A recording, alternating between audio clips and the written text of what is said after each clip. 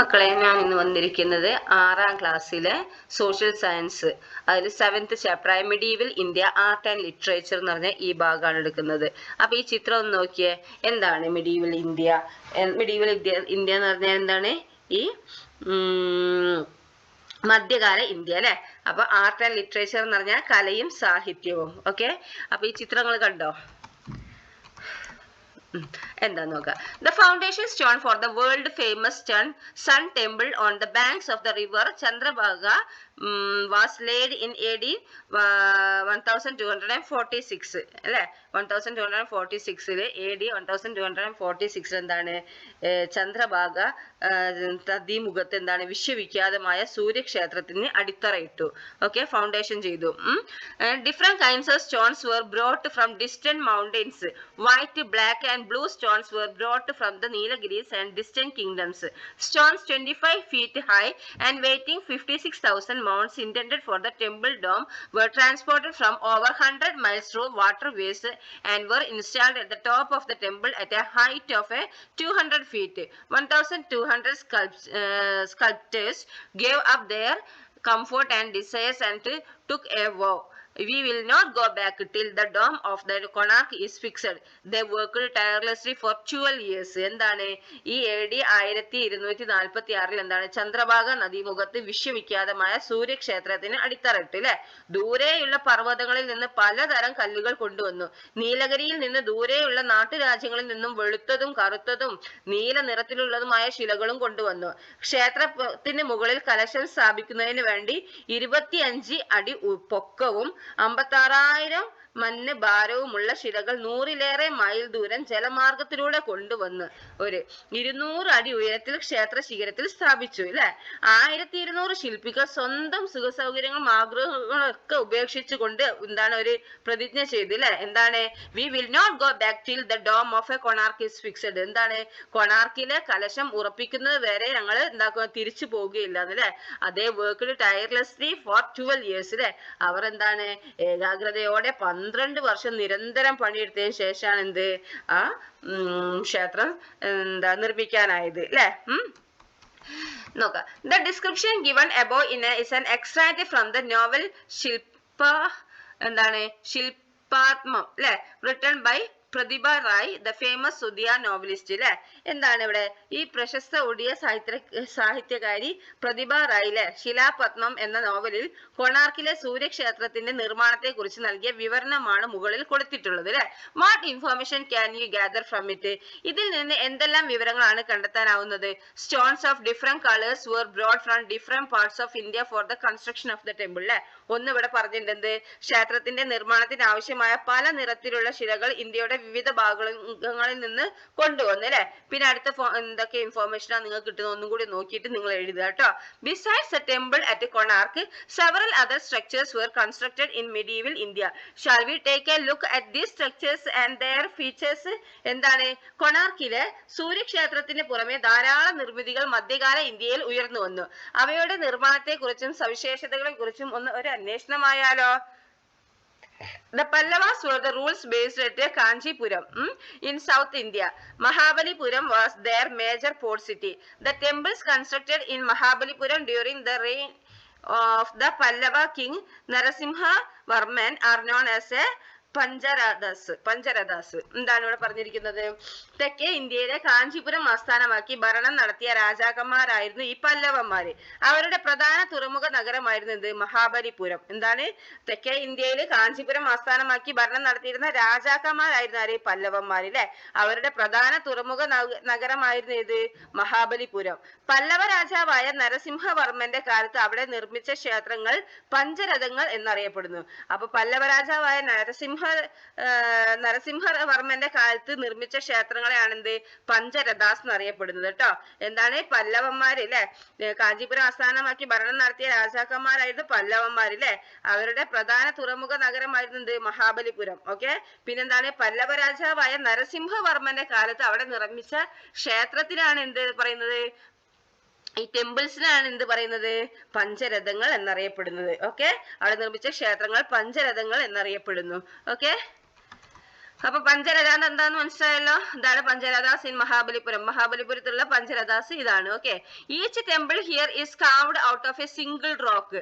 Such rock cut temples were built in several parts of India. The cave temples at Ellora in Maharashtra were built in this style. They were built during the period between 6th and 21st century CE.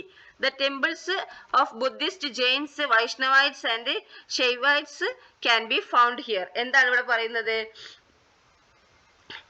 അവയെ ഓരോന്നും ഒറ്റ കല്ലിൽ കൊത്തിയെടുത്താണ് ഇതിലെ അത്രയും വലിയ കല്ലാണ് അല്ലെ.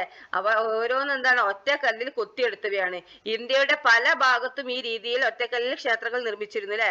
എന്താണ് ഒറ്റ കല്ലിൽ, ഒരു കല്ലിൽ മാത്രം കുറെ കല്ലിപ്പൊക്കെ എന്താണ് ഒക്കെ ജോയിൻ ചെയ്തല്ലേ ഇപ്പൊ ഒക്കെ അങ്ങനെയാണ് അല്ലെ. പക്ഷെ അതെന്താണ് അന്ന് അത്രയും വലിയ കല്ല് കൊണ്ടുവന്ന് ആ ഒറ്റ കല്ലിലാണ് ഓരോന്നും എന്താണ് ഒറ്റ കല്ലിൽ ക്ഷേത്രങ്ങൾ നിർമ്മിച്ചത് അല്ലെ.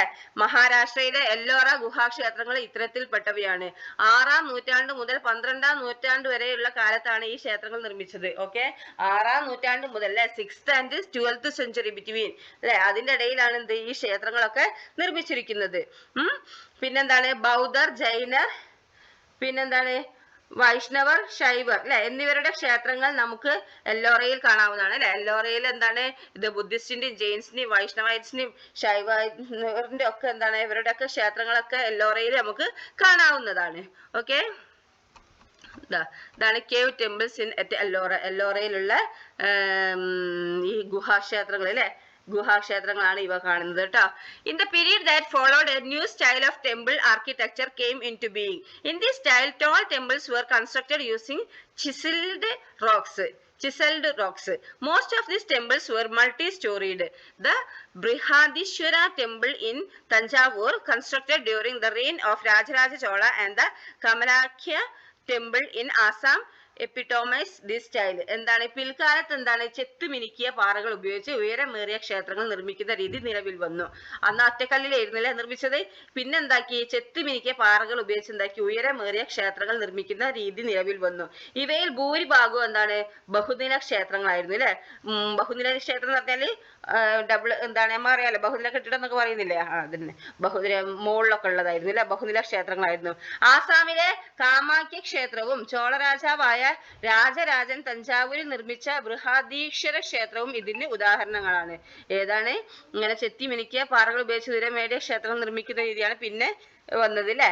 അതാണ് ആസാമിലെ കാമാഖ്യ ക്ഷേത്രവും ചോളരാജാവായ രാജരാജൻ തഞ്ചാവൂരിൽ നിർമ്മിച്ച ബൃഹദി ക്ഷേത്രവും ഇതിന് ഉദാഹരണങ്ങളാണ്. ഇതാണ് എന്ത് കാമാഖ്യ ടെമ്പിൾ ഇൻ ആസാം. കണ്ടോ ഇത് കണ്ടില്ലേ ഇത്. ഓക്കെ. ഇതോ ബൃഹദീശ്വര ടെമ്പിൾ ഇൻ തഞ്ചാവൂർ. തഞ്ചാവൂരിലുള്ള ബൃഹദീശ്വര ക്ഷേത്രമാണ് ഇത് കേട്ടോ. Later the style of adorning temples temple walls with the sculptures became prevalent. പിന്നെന്താണ് പിന്നീട് ഈ ക്ഷേത്ര ഭിത്തികൾ ശില്പങ്ങൾ കൊണ്ട് അലങ്കരിക്കുന്ന സമ്പ്രദായം വ്യാപകമായി അല്ലെ. പിന്നെ എന്താ ഈ ക്ഷേത്ര ഭിത്തികൾ ഉണ്ടല്ലോ ക്ഷേത്രത്തെ ചുമരലുകളൊക്കെ ഉണ്ടാക്കി ശില്പങ്ങൾ ഉണ്ടാക്കും. അങ്ങനെ ഒരു സമ്പ്രദായം വ്യാപകമായി അല്ലെ. Excerpts from the Ramayana, the Mahabharata and the Bhagavata were carved on the stone walls of the temples. In addition, the sculptures depicting scenes of war and art forms like dance and musical concerts also found a place of temple walls. എന്താണ് പറഞ്ഞിരിക്കുന്നത്? പിന്നെന്താണ് ക്ഷേത്രഭിത്തികൾ ശില്പങ്ങൾ കൊണ്ട് അലങ്കരിക്കുന്ന ഒരു സമ്പ്രദായം പിന്നെ വന്നു അല്ലെ. പിന്നെ ആ ശില്പങ്ങൾ എന്തൊക്കെയാണ്? രാമായണം, മഹാഭാരതം, ഭാഗവതം എന്നിവയിലെ കഥാസന്ദർഭങ്ങളുടെ ദൃശ്യങ്ങൾ എന്താണ് ക്ഷേത്ര ചുമരുകളിൽ കൊത്തിവെച്ചു. പിന്നെ ഇവയ്ക്ക് പുറമെ എന്താണ് യുദ്ധരംഗങ്ങളുടെയും നൃത്തത്തിന്റെയും സംഗീത രംഗങ്ങളുടെയും ഒക്കെ ശില്പങ്ങൾ എന്താണ് ഈ ക്ഷേത്ര ഭിത്തികളിൽ സ്ഥാനം പിടിച്ചു അല്ലെ. അപ്പൊ ക്ഷേത്രത്തിലേക്ക് ഇത് ഈ രാമായണം, മഹാഭാരതം, ഭഗവതിന്റെ ഒക്കെ എന്താ ഇതൊക്കെ എന്താക്കി അവിടെ കൊത്തിവെച്ചു ക്ഷേത്ര ചുമരുകളിൽ അല്ലെ. ഇവക്ക് പുറമെ എന്താണ് യുദ്ധരംഗങ്ങളുടെയും പിന്നെന്താണ് നൃത്ത സംഗീത രംഗങ്ങളുടെയും ഒക്കെ ശില്പങ്ങൾ എന്താക്കി ഈ ക്ഷേത്രത്തിന്റെ ചുമരുകളിൽ സ്ഥാനം പിടിച്ചു. ഓക്കെ. ഇതാണത് കേട്ടോ. മ്യൂസിക് കണ്ടോ ഇത് മ്യൂസിക്കിൻ്റെതാണ്. പിന്നെ ഇത് വാർ യുദ്ധത്തിന്റെ ആണ്. ഇത് ഡാൻസിന്റെ അല്ലെ. ഇതൊക്കെ ക്ഷേത്ര ചുമരുകളിൽ ഒരു ഉണ്ടാക്കി വെച്ചതാണ് കൊത്തി വെച്ചതാണ് അല്ലെ. പിന്നെ ഇതേതാണ് മക്കളെ? എന്താണ് മധ്യപ്രദേശിലെ Gajuraho ക്ഷേത്രം അല്ലെ Gajuraho temple in Madhya Pradesh അല്ലെ The Gajuraho temple in Madhya Pradesh is an example of the style of a adorning temple walls with sculptures എന്താണ് ക്ഷേത്ര ഭിത്തികളെ ശില്പങ്ങൾ കൊണ്ട് അലങ്കരിക്കുന്ന രീതിക്ക് ഉദാഹരണമാണ് എന്ത് മധ്യപ്രദേശിലെ Gajuraho ക്ഷേത്രം okay The contemporary style of temple architecture in India has developed through different stages. Substantiate എന്താണ് ഇന്ത്യയിൽ ഇന്ന് കാണുന്ന ക്ഷേത്ര നിർമ്മാണ രീതി വിവിധ ഘട്ടങ്ങളിലൂടെ വികാസം പ്രാപിച്ചതാണ് അല്ലേ അത് സമർത്ഥിക്കുക ഓക്കെ ഇനി എന്താണ് അവിടെ പറയുന്നത് അടുത്തത് A new style of architecture developed during the Sultanate period അല്ലെ പിന്നെന്തായി ആദ്യം എന്തായിരുന്നു ഒറ്റക്കല്ലിൽ കൊത്തിവെച്ച് അല്ലെ പിന്നെന്താണ് ബഹുനില കെട്ടിടങ്ങളായി പിന്നെന്താണ് അതിൽ എന്താണ് ഈ ഓരോ ഡാൻസിന്റെയും പിന്നെന്താണ് ഈ ബാറിന്റെ ഒക്കെ എന്താണ് ഇത് കൊത്തിവെച്ച് അല്ലെ ചുമരുകളിൽ അല്ലെ ക്ഷേത്ര ചുമരിൽ കൊത്തിവെച്ച് അടുത്ത എന്താണ് വന്നിരിക്കുന്നത് new style of architecture developed during the Sultanate period അല്ലെ സൽത്തനത്ത് ഭരണകാലത്ത് ഇന്ത്യയിൽ ഒരു പുതിയ വാസ്തുവിദ്യാശൈലി രൂപപ്പെട്ടു അല്ലെ it is known as a Indo Islamic style of architecture ഇതാണ് ഇൻഡോ ഇസ്ലാമിക് വിദ്യാശൈലി എന്നറിയപ്പെടുന്നു ഓക്കെ ഇതാണ് സൽത്തനത്ത് പീരീഡ് അല്ലെ ആർക്ക് എന്താണ് പിന്നെന്താ പറയുന്നത് കമാനം പിന്നെന്താണ് താഴികക്കുടം അല്ലെ എന്താണ് ഡോം പിന്നെന്താണ് മിനററ്റ് അല്ലെ എന്താണ് മിനാരം okay Skilled architects from Turkey and Persia were brought to India for the construction of different structures. The indigenous sculptors, laborers, and masons also joined them. The Indo-Islamic style evolved out of the amalgamation of the style of both the groups.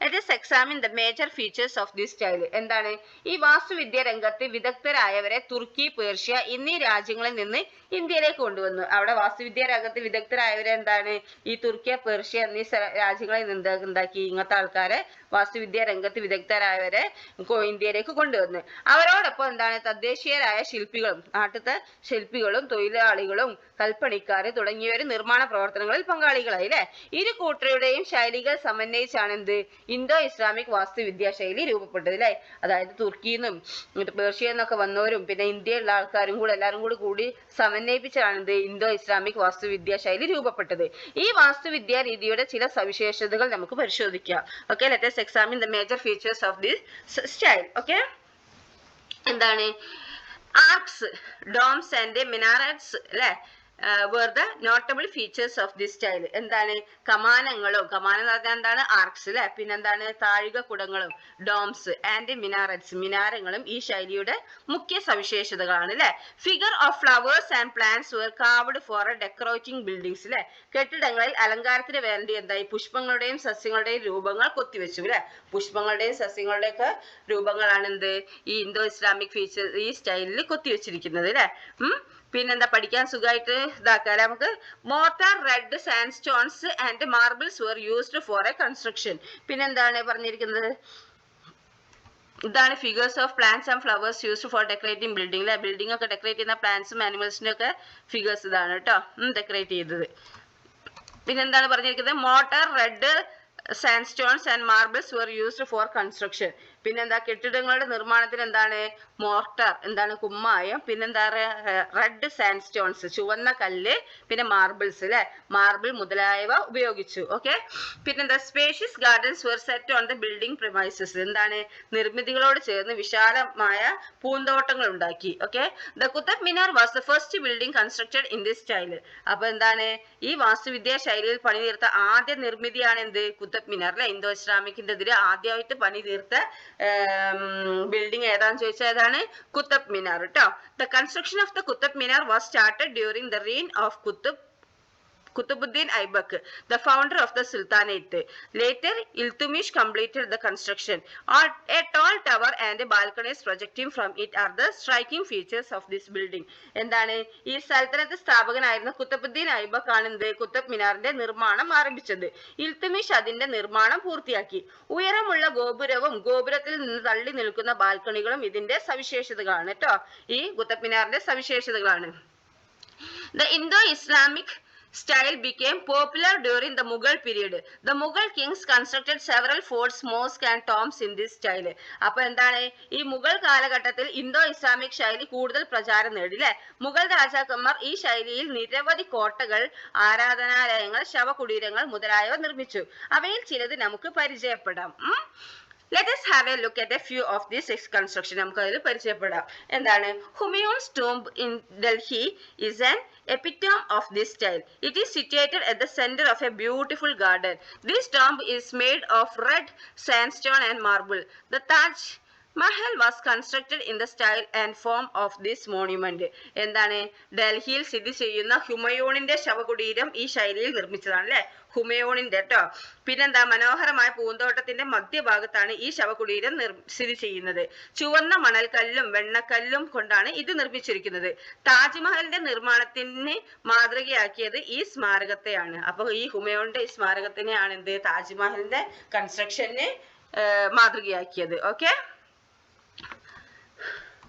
ഇതാണ് ഹുമയൂൺസ് tomb Delhi. ഡൽഹിയിലുള്ള ഹുമയൂൺസിന്റെ tomb അല്ലെ, ഹുമയൂണിന്റെ ശവകുടീരം. ഇതെന്താണ് താജ്മഹൽ അല്ലെ. താജ്മഹൽ ആഗ്രയിലുള്ള താജ്മഹലാണ് കേട്ടോ. അതെന്താണ് മുംതാസ്, ഇതെന്താണ് ഷാജഹാൻ ചക്രവർത്തി മുംതാസിന്റെ ഓർമ്മകൾക്ക് വേണ്ടിയിട്ട് ഉണ്ടാക്കിയതാണ് കേട്ടോ. The Taj Mahal in Agra constructed by Shah Jahan in memory of his wife Mumtaz Mahal is the best example of Indo Islamic style of architecture. എന്താണ് മുഗൾ ചക്രവർത്തിയായ ഷാജഹാൻ പത്നി മുംതാസ് മഹലിന്റെ ഓർമ്മയ്ക്കായി ആഗ്രയിൽ നിർമ്മിച്ച താജ്മഹൽ ഇന്തോ ഇസ്ലാമിക് ശൈലിയുടെ ഏറ്റവും നല്ല ഉദാഹരണമാണ്. ഓക്കെ, പിന്നെ white marble was used for its construction. ഇവിടെ എന്താണ് ഇതിന്റെ നിർമ്മാണത്തിന് വെള്ള മാർബിൾ ആണ് ഉപയോഗിച്ചിരിക്കുന്നത്. ഓക്കെ, ഇനി അടുത്തത് എന്താണ് Red Fort. Here is a picture of the Red Fort in Delhi. Why is it named so? അപ്പൊ ഡൽഹിയിലെ ചെങ്കോട്ടയാണ് ചിത്രത്തിൽ കാണുന്നത്. ഇതിന് ഈ പേര് വരാൻ കാരണം എന്തായിരിക്കും? റെഡ് ഫോർട്ട് എന്ന് വരാൻ കാരണം എന്തായിരിക്കും? This is A most important fort built during the Mughal period. The fort is made entirely of red sandstone. എന്തുകൊണ്ടാണ്? മുഗൾ ഭരണകാലത്തെ കോട്ടകളിൽ പ്രധാനപ്പെട്ടതാണ് ഇത് അല്ലെ. പൂർണ്ണമായും എന്താണ് ചുവന്ന മണൽക്കല്ലുകൾ കൊണ്ടാണ് ചെങ്കോട്ട നിർമ്മിച്ചിരിക്കുന്നത് അല്ലെ. പൂർണ്ണമായും അല്ലെ. എന്താണ്? The fort is made entirely of red sandstone അല്ലെ. പൂർണ്ണമായും ചുവന്ന മണൽക്കല്ലുകൾ കൊണ്ടാണ് എന്ത് ഈ ചെങ്കോട്ട നിർമ്മിച്ചിരിക്കുന്നത് അല്ലെ. അപ്പൊ അതിന് എന്താണ് ചെങ്കോട്ട അല്ലെ, റെഡ് ഫോർട്ട്. ഇപ്പൊ പേര് വരാൻ കാരണം എന്താന്ന് മനസ്സിലായില്ലേ? Another building constructed in this style is the Jama Masjid in Delhi. പിന്നെന്താണ് വേറൊരു ബിൽഡിംഗ് കൺസ്ട്രക്ട് ചെയ്ത് ഇതേ സ്റ്റൈൽ. എന്താണ്? ഡൽഹിയിലുള്ള ജമാ മസ്ജിദ് അല്ലെ. ജുമാ മസ്ജിദ് എന്ന് പറയും. എന്താ ഇന്തോ ഇസ്ലാമിക് ശൈലിയിലുള്ള മറ്റൊരു നിർമ്മിതിയാണ് എന്ത് ഡൽഹിയിലെ Juma Masjid. Marble and red stone were used for its construction. എന്താണ്? മാർബിളും ചുവന്ന കല്ലുകളും ഉപയോഗിച്ചാണ് ഇത് നിർമ്മിച്ചിരിക്കുന്നത്. ഓക്കെ, ജുമാ മസ്ജിദ് ഡൽഹി. ഓക്കെ, ഡൽഹിയിലുള്ള Juma Masjid. The Gol Gumbas in Bijapur constructed during the reign of the Bahmani Sultans and the Charminar in Hyderabad constructed during the reign of the Qutb Shahi Sultans are also examples of Indo-Islamic style of architecture. എന്താണ്? ബാഹ്മനി സുൽത്താന്മാരുടെ കാലത്ത് നിർമ്മിച്ച goal Gumbaz Bijapur, Qutub Shahi സുൽത്താന്മാരുടെ കാലത്ത് നിർമ്മിച്ച ചാർമിനാർ ഹൈദരാബാദിലാണ് കേട്ടോ. എന്നിവയും Indo Islamic വാസ്തുവിദ്യാ ശൈലിക്ക് ഉദാഹരണമാണ് കേട്ടോ. അപ്പൊ ഈ ഇന്തോ ഇസ്ലാമിക് വാസ്തുവിദ്യാ ശൈലിൻ്റെത് അല്ലെ, ഇന്തോ ഇസ്ലാമിക് സ്റ്റൈൽ ഓഫ് ആർക്കിടെക്ചറിന്റെ ഉദാഹരണങ്ങൾ ഇപ്പൊ കുറെ പറഞ്ഞില്ലേ. അപ്പൊ നിങ്ങൾ നോട്ട്ബുക്ക് എടുത്തിട്ട് എഴുതുക. Indo Islamic style of architecture എന്ന് പറഞ്ഞാൽ അടിയിൽ വരച്ചിട്ട് ഏതൊക്കെയാണുള്ളത് പോയിന്റ് ആയിട്ട് എഴുതുക. ഓക്കെ, ബാമിനി സുൽത്താന്മാരുടെ കാലത്ത് നിർമ്മിച്ച ഈ ഗോൾ ഗുംബസും പിന്നെന്താണ് ഈ കുത്തബ് ഷാഹി സുൽത്താന്മാരുടെ കാലത്ത് നിർമ്മിച്ച ചാർമിനാരും ഒക്കെ എന്താണ് ഇന്തോ ഇസ്ലാമിക് വാസ്തുവിദ്യാ ശൈലിക്ക് ഉദാഹരണമാണ്. Okay, collect information on the major structure constructed in medieval India and complete the following table. എന്താണ് ഈ മധ്യകാല ഇന്ത്യയിൽ പ്രധാന നിർമ്മിതികളെ കുറിച്ച് വിവരങ്ങൾ ശേഖരിക്കുക. ചുവടെ കൊടുത്ത ഈ ടേബിൾ പൂർത്തിയാക്കുക. ഓക്കെ, സ്ട്രക്ചർ ഇത് ഏതാണ്? നെയിം എന്താ? ബൃഹദീശ്വര ക്ഷേത്രം അല്ലെ. അതിന്റെ ഫീച്ചേഴ്സ് എന്തൊക്കെയാണ്? Situated in Thanjavur in Tamil Nadu അല്ലെ. തമിഴ്നാട്ടിലെ തഞ്ചാവൂരിൽ സ്ഥിതി ചെയ്യുന്നു. Constructed by Rajaraja the Chola king അല്ലെ. ചോള രാജാവായ രാജരാജനാണ് നിർമ്മിച്ചത്. One of the spacious and toll temples in India. എന്താണ്? ഇന്ത്യയിലെ വിസ്തൃതവും ഉയരമേറിയമായ ക്ഷേത്രങ്ങളിൽ ഒന്നാണ്. Multi story temple made of this chiselled stone. എന്താണ്? പാറകൾ ചെത്തി മിനുക്കി നിർമ്മിച്ച ബഹുനില ക്ഷേത്രമാണ് ഇത് അല്ലെ. പിന്നെ അടുത്ത എന്താണ് നിങ്ങൾക്ക് അറിയാം അല്ലെ. അടുത്ത് എന്താണെന്നും അറിയാം. അതിന്റെ അടുത്ത് എന്താണെന്നൊക്കെ ഒക്കെ ഇപ്പോൾ ടീച്ചർ പറഞ്ഞതല്ലേ, അതിൻ്റെ പേരൊക്കെ നിങ്ങൾ എഴുതുക, അതിൻ്റെ ഫീച്ചേഴ്സും നിങ്ങൾ എഴുതുക കേട്ടോ. ഓക്കെ, ഇനി അടുത്തത് identify the common features of Indian Islamic style of architecture and prepare note. ഇനി നിങ്ങൾ ചെയ്യേണ്ടത് എന്താണെന്ന് വെച്ചാൽ ഐഡന്റിഫൈ ദ കോമൺ ഫീച്ചേഴ്സ്. എന്താണ് ഈ ഇന്തോ ഇസ്ലാമിക് സ്റ്റൈലിന്റെ ഓഫ് ആർക്കിടെക്ചറിന്റെ കോമൺ ഫീച്ചർ, കോമൺ ആയിട്ടുള്ള പ്രത്യേകത എന്താന്നുള്ളത് നിങ്ങൾ കണ്ടുപിടിച്ചിട്ട് നോട്ടാക്കി എഴുതുക കേട്ടോ. ഓക്കെ, ഇനി അടുത്തത് എന്താണ് വിത്താല സ്വാമി ടെമ്പിൾ. എന്താണ് വിറ്റാല സ്വാമി ക്ഷേത്രം അല്ലെ, Vittala Swami temple and Hazara Rama temple are the important temples built during the medieval period by the Vijayanagara kings of South India. Let us see how these structures are different from the earlier ones. അപ്പൊ എന്താണ് അക്കാലത്ത് ദക്ഷിണേന്ത്യയിൽ എന്താണ് വിജയനഗര രാജാക്കന്മാർ നിർമ്മിച്ച പ്രധാന ക്ഷേത്രങ്ങളാണ് എന്ത് വിത്താല സ്വാമി അല്ലെ, വിട്ടതാല സ്വാമി എന്നാണ് ഇവിടെ പറയുന്നത് അല്ലെ. എന്താണ് വിട്ടല സ്വാമി ക്ഷേത്രവും ഹസാര രാമക്ഷേത്രവും. മുൻകാല നിർമ്മിതികളിൽ നിന്ന് ഇവയിൽ കാണുന്ന മാറ്റങ്ങൾ എന്തെല്ലാം? Let us see. എന്താണ് let us see how these structures are different from the earlier ones. മുൻകാല നിർമ്മിതികളിൽ നിന്നും ഇവയിൽ കാണുന്ന മാറ്റങ്ങൾ എന്തെല്ലാമാണെന്നാണ് ചോദിക്കുന്നത്. ഇതാണ് ഇത് Vittala Swami temple. Okay, they are multi-storied and built of chiseled rocks. ഇതെന്താണ് ഇവ പാറകൾ ചെത്തി മിനുക്കി നിർമ്മിച്ച ബഹുനില ക്ഷേത്രങ്ങളാണ് അല്ലെ.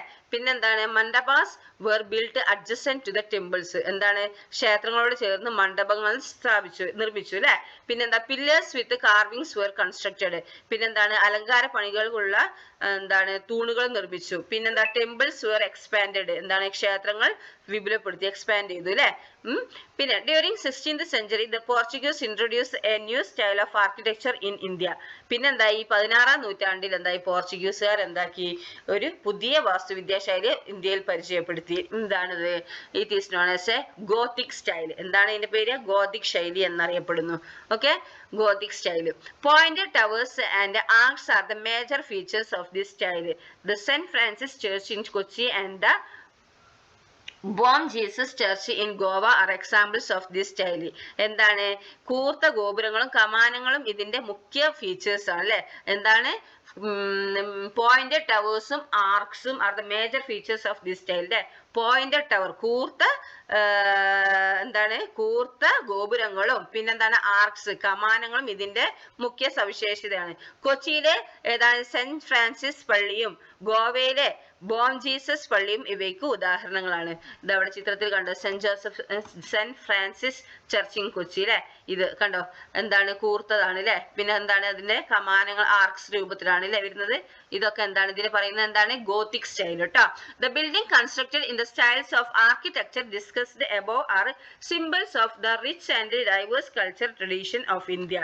എന്താണ് മുകളിൽ ചർച്ച ചെയ്ത വാസ്തുവിദ്യാ ശൈലികളിലുള്ള നിർമ്മിതികൾ ഇന്ത്യയുടെ സാംസ്കാരിക സമ്പന്നതയുടെയും വൈവിധ്യത്തിന്റെയും പ്രതീകങ്ങളാണ് കേട്ടോ. പിന്നെ എന്താണ് ഇന്തോ ഇസ്ലാമിക് വാസ്തുവിദ്യയുടെ നിർമ്മിതികളുടെ പൊതുവായ സവിശേഷതകൾ കണ്ടെത്തിയെഴുതുക അല്ലെ. അപ്പൊ നിങ്ങൾക്ക് ഈ ഭാഗം ഞാൻ ഇവിടെ അവസാനിപ്പിക്കുകയാണ്. ഈ ഭാഗം നിങ്ങൾ നന്നായി പഠിക്കുക കേട്ടോ. ഇത് സിമ്പിൾ ആണ് അല്ലേ. ഇതിൽ എന്തൊക്കെയാ പഠിച്ചത്? നമ്മൾ ഗോത്തിക് സ്റ്റൈൽ പഠിച്ചു, ഇന്തോ ഇസ്ലാമിക് സ്റ്റൈൽ പഠിച്ചു, പിന്നെ എന്തൊക്കെയാ പഠിച്ചത്? അതൊക്കെ ഒന്ന് റിവൈൻഡ് ചെയ്യുക. എന്നിട്ട് നിങ്ങൾക്ക് കിട്ടിയ പോയിന്റുകളൊക്കെ ഒന്ന് ഒരു നോട്ട്ബുക്കിൽ എഴുതി വെക്കുക കേട്ടോ. ഓക്കെ, അപ്പൊ ടീച്ചറോടെ ക്ലാസ് നിർത്തുകയാണ്. അതിന് മുന്നേ നിങ്ങൾ ഈ ചാനൽ സബ്സ്ക്രൈബ് ചെയ്തില്ലെങ്കിൽ സബ്സ്ക്രൈബ് ചെയ്യുക കേട്ടോ. താങ്ക്